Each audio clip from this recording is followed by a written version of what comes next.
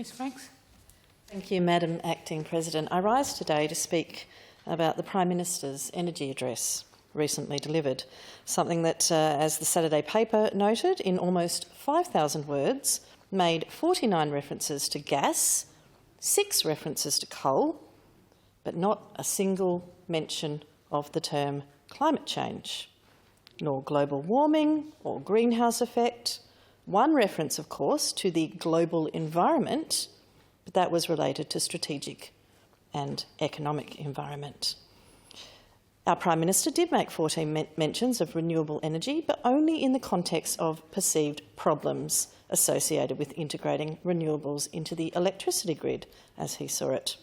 This is, of course, the Prime Minister that, prior to his elevation, was the man that took a lump of coal into our federal parliament, stating not to be scared of it. Well, I, for one, am very scared of what this Prime Minister has in store for us.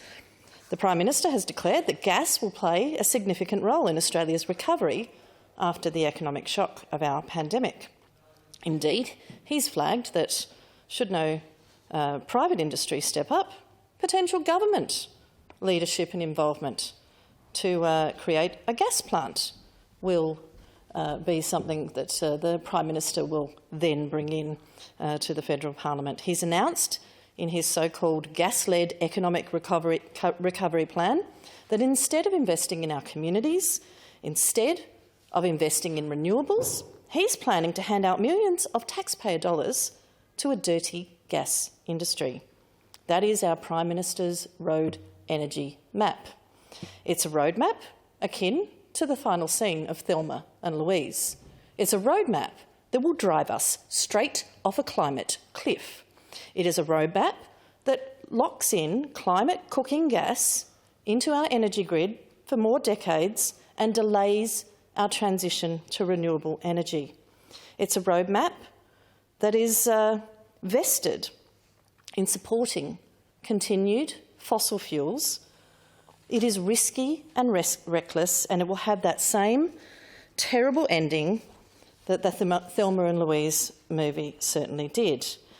I've got to say that he found some strange bedfellows in the Leader of the Opposition, where the Leader of the Labor opposition, Anthony Albanese, was cautious in his criticism of the Prime Minister's plan and stated, quote, "No one is opposed to new gas if the investment is made there."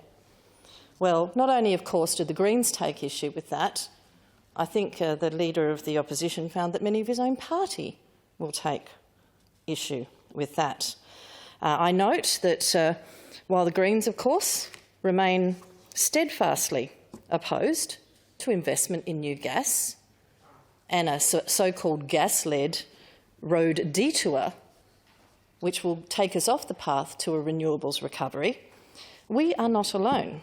Indeed, renewables are popular across gender, age and voting demographics. It's no surprise to learn that the Greens voters, at 78%, are supportive of that renewables roadmap rather than a gas-led detour. But Labor comes in at the same amount, also 78%. And support amongst coalition voters actually already stands at 60%. And as they understand the dirty lie that they've been told of the fairy tale of this fossil fuel somehow being an appropriate detour on our road to recovery, that number will only rise. So Prime Minister Morrison isn't doing this because it's popular. He isn't doing it because it's supported by the science. He isn't doing it because the economics stand up. And indeed, for a Prime Minister of a coalition government to say that the government will create this gas-led recovery if the private sector doesn't step up beggars belief of what indeed the coalition stands for at all, if they are going to intervene in terms of where the private sector is already putting their money, and that is with renewables. The punters smell a rat.